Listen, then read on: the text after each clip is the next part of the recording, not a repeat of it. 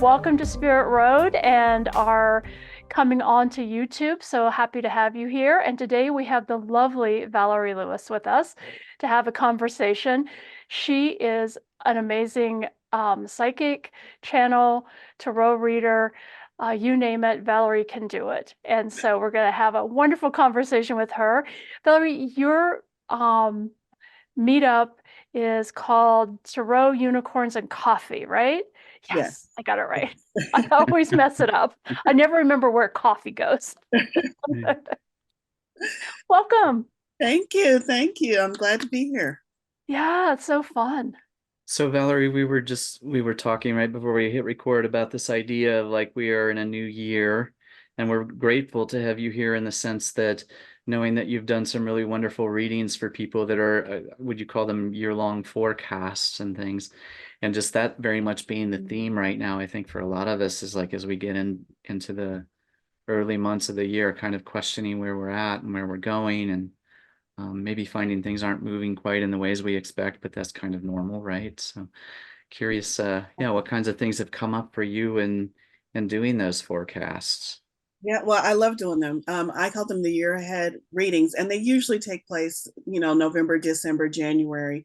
But honestly, they're available any time of the year to give you a look at the next 12 months ahead. And I love those just for their forecastability, but also coming into the year as I start preparing to do those readings, I start getting messages and downloads, whatever you might call them, about what we collectively have to look forward to for the next year. And what I find most interesting is without even having conversations, I'll go into a community and somebody else will mention the same thing that I just heard from Spirit the other day. So it's not just me. It's like collectively we're all moving towards this change, this shift, this big universal, not just earthbound shift and change in energy vibration. Yeah. I love those readings. And the very first one for January, I don't remember the card.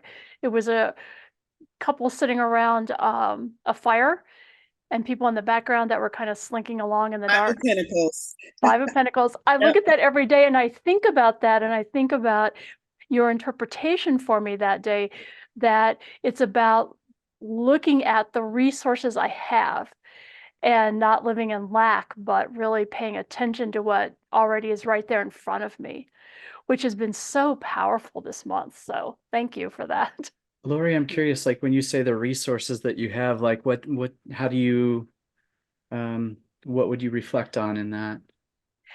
Just the abundance I have in my life in this moment. It's, I can get into that place, and I think a lot of people do. We get into that place of lack, like, oh, I don't have enough of this, I don't have enough of that, I need more money, whatever. And when I stop and take a breath, it's like, oh, wait a minute, if I look right at me, look at what I have. I mean, I have a nice warm place to live, which in the past couple of weeks has been a good thing. I have enough that I can pay the bills, do what I want. It in turn, and broaden my ideas about abundance. It's about look at the friends I have, the people I know, the resources I have that I can go to if I need support or need to talk to someone, my family, just really expanding that. And I think your reading helps with that, reminds me to look at all of the abundance around me, not just think of it in terms of money coming in and going out, which I can get caught up in. Yeah. I Yeah. feel that's definitely been probably a lifelong journey for me is being able to see the abundance and reshifting, Yeah. rewriting the narrative of abundance in my life. And I do feel like I turned the corner or I'm getting ready to turn the chapter because just exactly what you said, Laurie, being able to look at what I have. Like in the past, I would say, I have this thing I don't want, I want that thing over there, which is not, you can still manifest from that energy. It's just cumbersome and troublesome and very challenging. But now what I'm trying to say is I have this thing, whether I want it or not. I have this and I want something more. So it seems subtle, but it's acknowledging that I already have something, whether Hmm. I want it or not. I manifested it. So whether I want it or not, I manifested it. And now I want something more. Instead of looking at lack or looking at what I don't want, it's just putting it all in the same bucket and saying, look what I manifested. And now what else can I put in the bucket on top of it? And that has really helped me.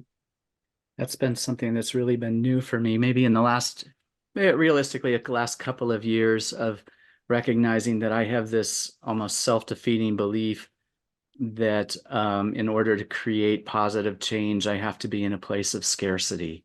Like I have to be in a place of struggle in order to be able to bring something better. And like that shift being, I can have gratitude. I can have a gratitude practice and appreciate all of the things that are going right. And I can still want to bring more of something into my life or manifest something in a different way. And yeah, so it's been really nice to try and hold space. I feel like that's part of my theme moving into the new year, is to really that I can be intentional and create change, but also do it from a place of gratitude and comfort and yeah, optimism.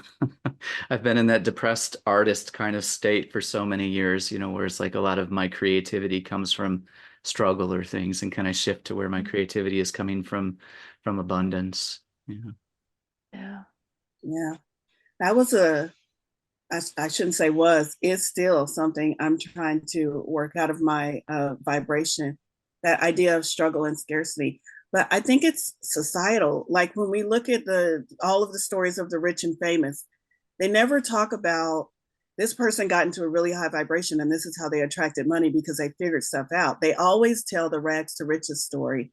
And that's like ingrained in us on a subconscious level, on a societal level, that you have to have this grandiose story of how I came from nothing and then achieved all of these things, whether it's the college degree or the job or the riches and the fame and fortune.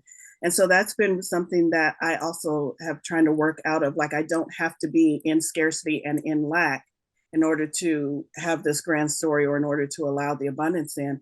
I can be in abundance, abundance, abundance. One of the things that helped me with that is Abraham Hicks again. I feel like every time I come on this podcast, I talk about Abraham Hicks. Way back when, Abraham Hicks was saying, you all mistell that story. The rags to riches story is not told accurately. It's never rags to riches. It's always high vibration to riches. There's a shift that takes place that they're not always including in the story. And it doesn't matter where you are, you can always find that vibration and then start allowing more in. And so I try to remember that, because I too have told the narrative of, when I get rich and famous, this is the story I get to tell when I'm on stage. And it always starts with that rags to riches. And when I ask myself, if that's what I'm putting out there, then I'm going to keep manifesting this scarcity and this lack and this rags story into my life, because I'm trying to create some storyline, and it doesn't have to be that way. I could just start with the abundance. I really struggle with that whole concept of abundance and pulling that in, creating what you want, having what you desire. I always feel like I'm not doing it right. And so I really struggle with it. And sometimes I can stay focused on it. And sometimes I'm like, oh, it's just going to happen whether it happens or it doesn't happen. And I don't have much to do with it. I like what you said about vibration, though, higher vibration. Can you just clarify that for me? Because I think I know what you mean, but I'm not sure. Like, what does I don't that know what mean I mean half the exactly? time. I just be saying shit. I don't know. I understand. I struggle too, Laurie. I struggle too. Yeah. No, see, I'm trying to rewrite it. I don't struggle. I face challenges and I look for the Let opportunities. me just say this. Sometimes I feel like some of the things I've read about creating your abundance, getting what you want, whatever, that it somehow blames me if I don't get what I want. Like I'm not doing it right, so somehow I'm screwing it up, and that offends me. And so then I stop reading those books. But I'm trying to understand. So if I have my vibration just right, or I raise it in some way, to me, it also seems like it has to connect with emotionally for me in some Yeah. way. Yeah, and Yeah. Valerie, correct me if I'm wrong on this. I know that you've done a lot of, work with manifestation and things, but I feel like Yeah. there is this fear sometimes that you'll hear that it's like, or you'll even hear someone telling you not to do this. Like, you've got to stop thinking those negative thoughts. You've got to stop saying those negative things. And there may be some truth to that, in that what we focus on does create or dictate the quality of Mhm. our experience.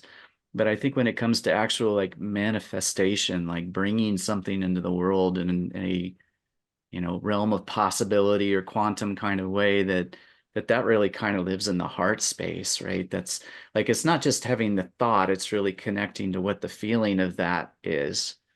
And Valerie, you have that really great exercise that you introduced us to about like, have I felt this before?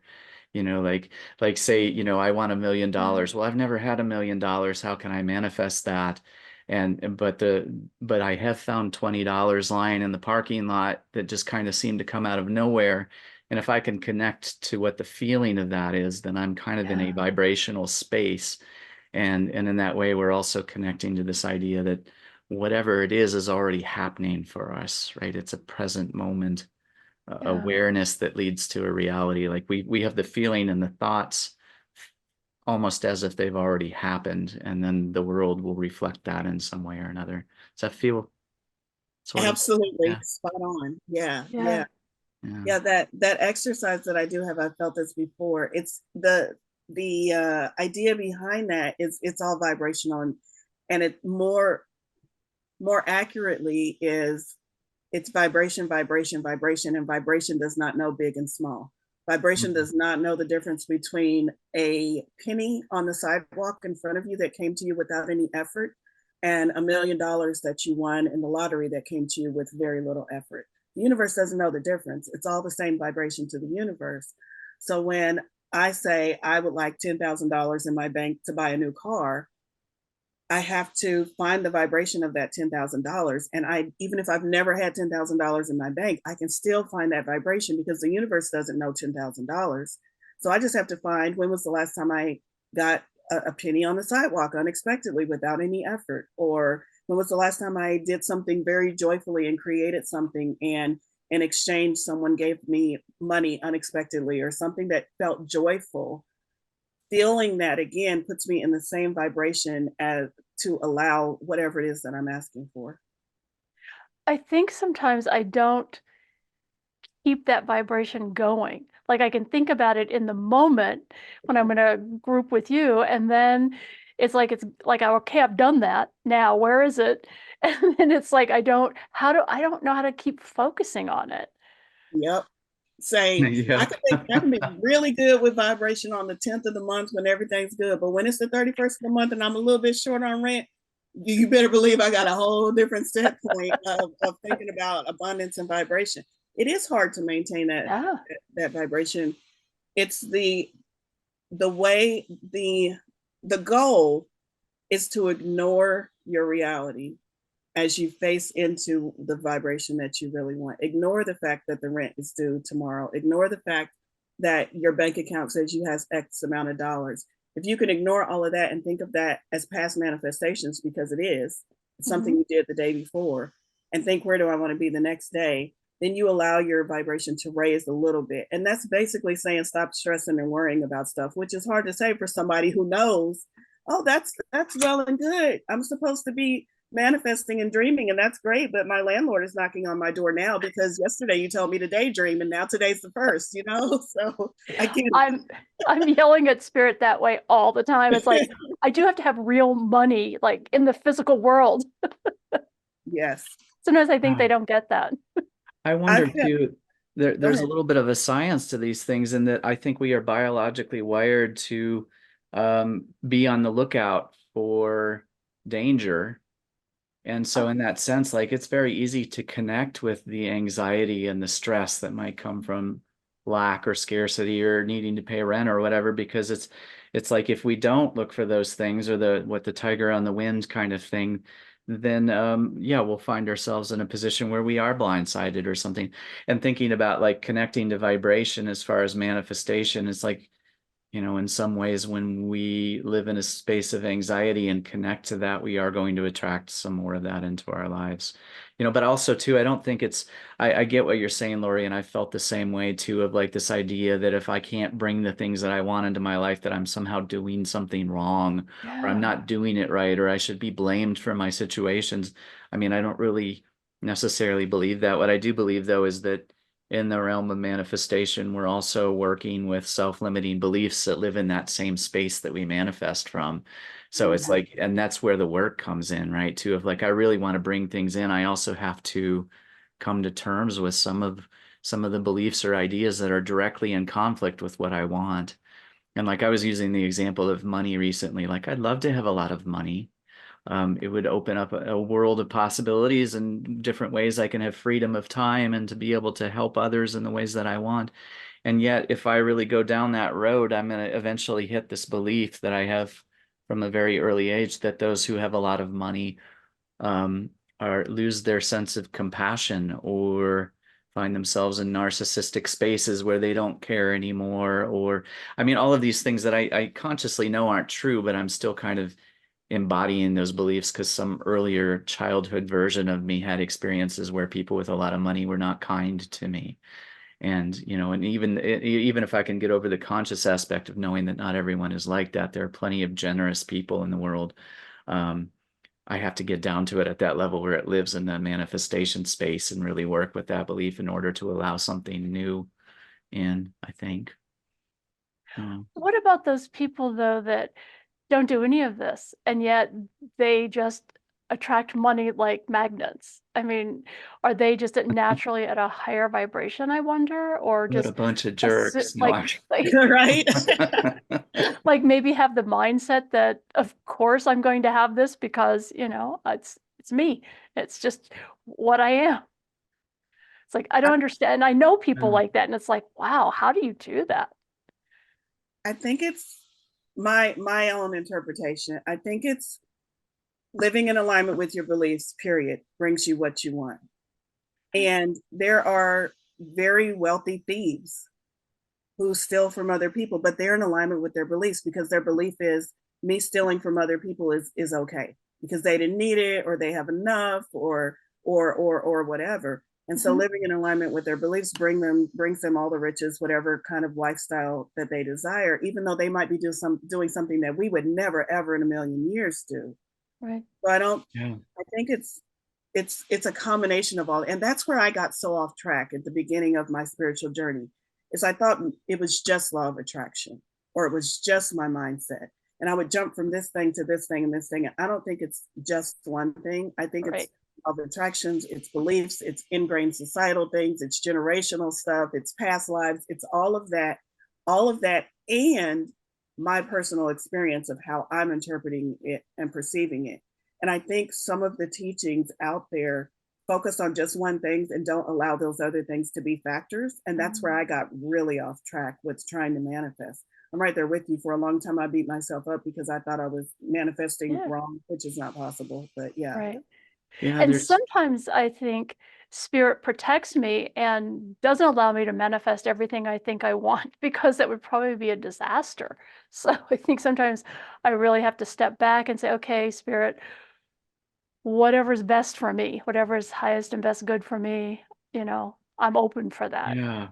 It's funny. Yeah. I'm recognizing that we can be seen if this is going to be on YouTube, and I keep wanting to do the hand waggle I know. I doing the almost Zen did zooms. It's like it. that so resonates for me. I We should just explain that so they know what Yeah, that means. so an authentic relating, like a Yeah. silent way to show that something resonates or you feel it in a big way is to do the hand waggle, and we do that in the Zen Zooms and things. So if anyone sees me doing that, that's what that is. Yeah, there's something else at play. Like I was just thinking about Jim Carrey, who is a magical manifester. That guy has just brought so many things into his life. And there was a quote by him recently that I saw where he was saying, I wish that everyone could have the experience of um, fame and fortune and success and everything that they want, to realize that that's not it. You know, I mean that's a paraphrasing thing, but his idea of like we have this idea that we've put up that having a lot of money or success or recognition is going to create happiness, but so many people who are in that position get to that point where they thought they would feel that, and they're still lacking, they're still looking for something, and kind of recognizing that we often work with messages that are given to us by our culture or by our upbringing, or just by the experience of being human. And sometimes those things on some deep level may not be what we're looking for. Like I was just telling someone earlier today that my career in IT, by all intents and purposes, has been very successful. But I've never resonated with that. I've never felt that in my heart space. I've always felt like I was failing myself because I knew on some level I wasn't aligned with why I was meant to be here. but I'm still working with that message that making a lot of money or having a successful career or a 401k, whatever it is that someone imagines, is going to equate to happiness. And yet there are things I'm doing in the world with, say, authentic relating practices or being part of the Awkwardly Zen community, whatever it is, that I should very much believe are a success, because I feel it here. I feel the passion of connection and being understood and seen and heard and being able to hold space for others. And yet there's some part of me that doesn't put the value on that in the same way that I might, having success in the world. Like for me, it's like that's something I have to work with, is can I recognize that abundance does live in my life, that there is an energy of success in those things that is the same vibration as what I might want to attract with some of these other intentions or wants. So yeah, it's just been an interesting journey to kind of realize that. Yeah. Yeah, for sure. I like that, Jim Carrey. Jim Carrey, man, when he gets to talking about manifestation, I am all ears. He is such a magnificent manifester and Yeah. so versed and eloquent in explaining, how he got to where he got to. And I agree with that. It's not the things we want. It's not even the money. $10,000, having $10,000 in the bank is not going to make me happy. Mm-hmm. Having $10,000 and then spending it, putting it back into flow, buying the car, buying the vacation, buying the experiences, the dinner with friends.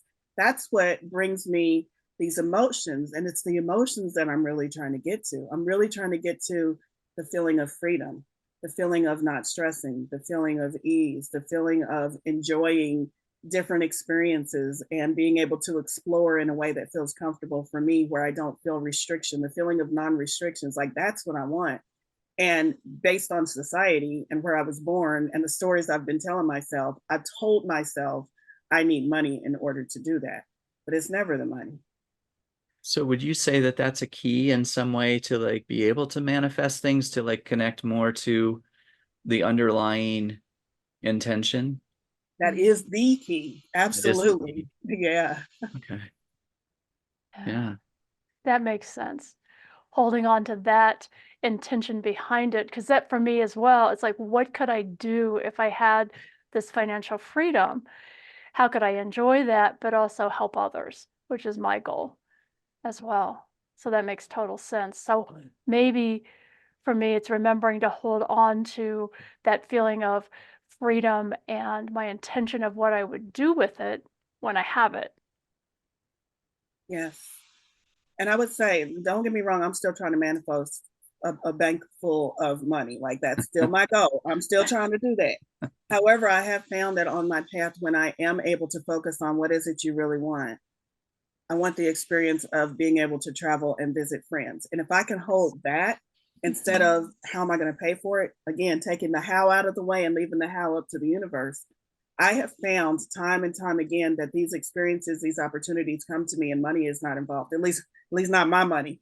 Either I'm gifted it or something comes up that's free or there's a sale and I have enough money to afford the sale, Mhm. flight trip or whatever. So I have found that when I can get off the topic of money, sometimes a lot of those things that I think have to come only because I have money come without the money even being involved. Yeah. It's even as I hear you talk about travel and friends, like kind of recognizing that you've been doing a fair amount of that in recent times. Mhm. Like, yeah, I know it's funny how fast the time flies, but like how are things going? What's happening in the Awkwardly Zen world or in your practice or with your meetup group? I mean, there's all sorts of stuff happening there. What's There present is. for you? There was a time in my life where I thought travel was just not for me. I thought only rich people travel and I would never travel. And here I am, like every other month, I'm on a plane going somewhere, traveling somewhere.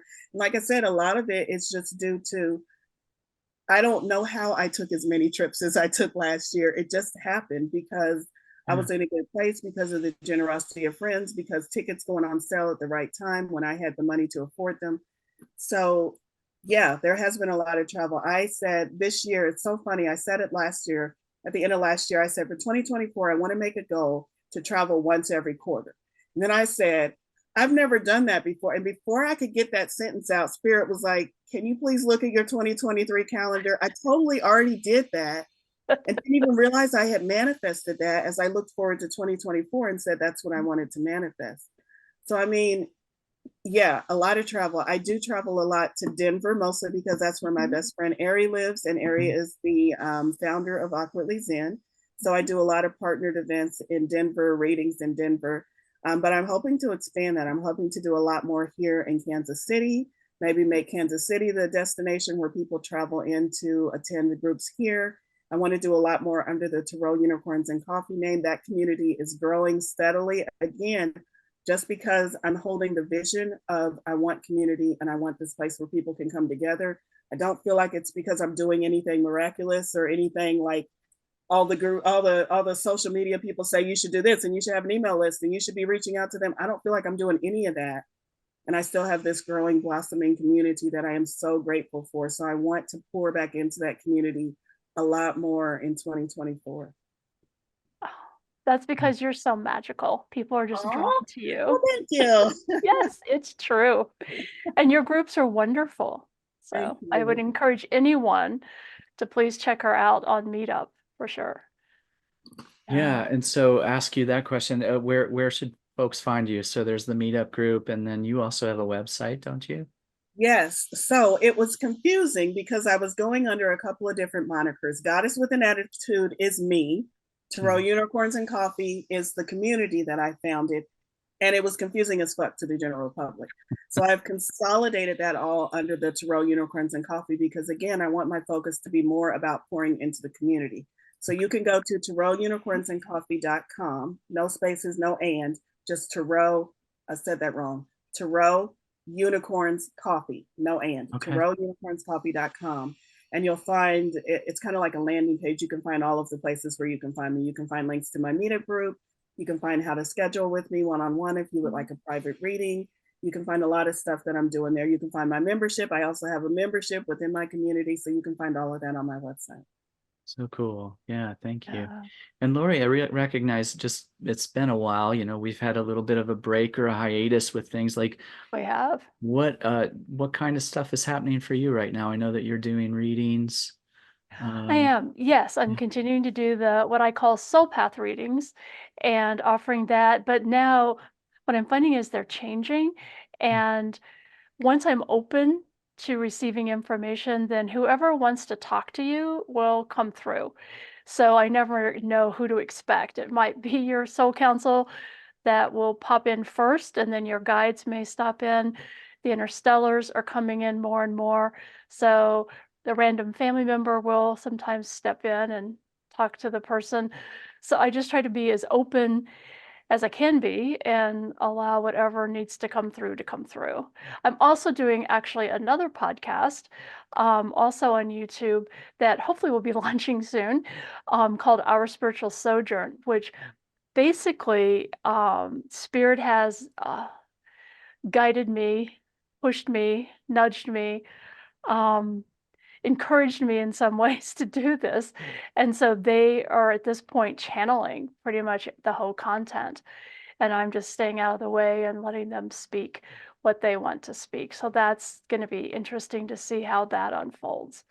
What is that like as far as you're getting ready to hit the record button, which I know, for me, I have a certain amount of nervousness about that. As soon as the red light comes on, it's like there's this, you know, internal pressure to like say something interesting or whatever. Like, what is that like for you to channel in a space where the camera is on, so to speak? Is that Sometimes I'm sitting there thinking, okay, guys, what are you going to talk about? What's happening here? And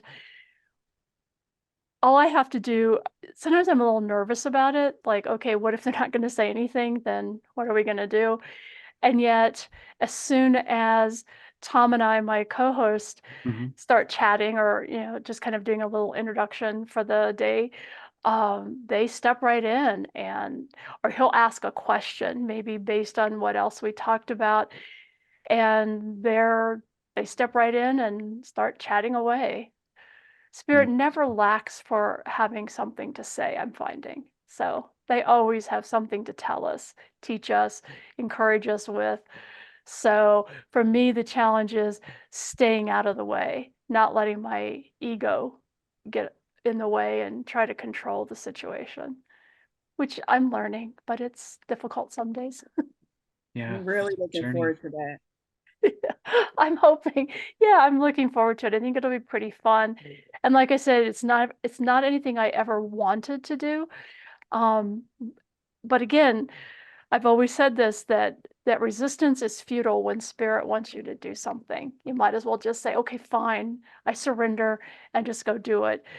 But being who I am, I have to argue with them for several months before I actually follow through with what they're asking me to do. Yeah, a month sounds wonderful. I feel like I've been kicking and screaming for years. So yeah, That sounds like- Yeah. yeah. I know your readings have always been so impactful for me, Laurie. I am Oh, thank eternally you. grateful. Literally changed the trajectory of my spiritual path. So I know. can't I remember wait that to- first reading on Awkwardly Zen. It was just like, well, I'm a t-shirt maker, and Spirit's like, well, you can do that, but that's not who you are. That's not what you're here to do. And So, I was stubborn and not listening, and I was like, nope. Yeah. and I felt bad because you were mad at me. I felt horrible. I was like, oh man, I hope I got that right. Yep. Look at us now. But they were so insistent that this is who you are and this is what you're here to do. So get on with it. Tim, what are you up to? Oh, that's a good question. I think the thing I could share first and foremost would just be that um, some of my focus going into 2024 is really growing some of the seeds that were planted last year with authentic relating practices and groups. Like, we're very fortunate in that we get to do gatherings at the Temple Buddhist Center here at Unity Temple on the Plaza.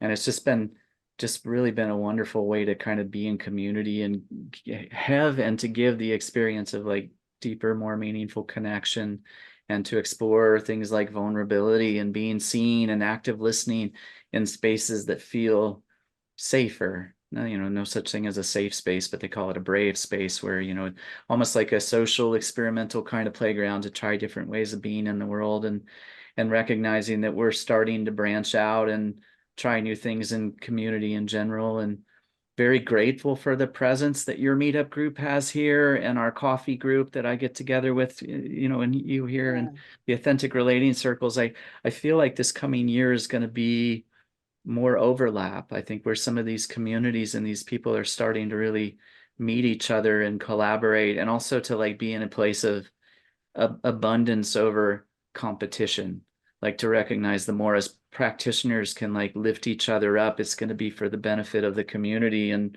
eventually for the world, that there's not scarcity in that sense. Like we are really in a time where these kinds of connective offerings and services and reflections are probably needed now more than ever. And yeah, so I think in a lot of ways I'm just really looking forward to being a part of that, and also very much on my own journey of figuring out what comes next with career, and um, how I want to be in the world in this next chapter. And yeah, so grateful for it all. And also it's very challenging. So holding space for both of those truths. Yeah. Yeah. Yeah. Yeah. Well, everything I've heard from everybody about this coming year, 2024, is supposed to be a spectacular year in many ways. So I'm holding out for that, that the energy is going to be shifting and that we're moving into a more of a place of ease, is the way I've heard it expressed. Is that your sense of it, Valorie, from the work that you do? Yeah, it's so interesting that as we started this conversation, the three of us were talking about abundance. 2024 is actually considered a year of abundance in Mm. numerology, and also in tarot, it's a year of strength. And then I also looked at Chinese astrology. It's the year of the Earth Dragon, and Earth to me is about physical manifestation. So it's all about manifesting, creating abundance, and this big collective shift towards doing it more from a heart space, less from a commercialized, got to get the money, more from a heart space of what is this going to bring me? What experience is this going to bring to me as I manifest this thing, or as I experience this more abundance in my life? So yeah, I'm totally looking forward to 2024. Me too. All right. Well, and this is a great way to kick off the restart, the relaunch, if you will, of Spirit Road. So I'm so glad you could be our first person. Thank you for Yeah. having me. Of course, I'm sure you'll be back with us. There's much more we can talk about. It was good to see you, Valerie. Yeah. And you Yeah, too, Laurie. It's definitely. great to be here. Yeah. All right. Till next time, everybody. Thank you.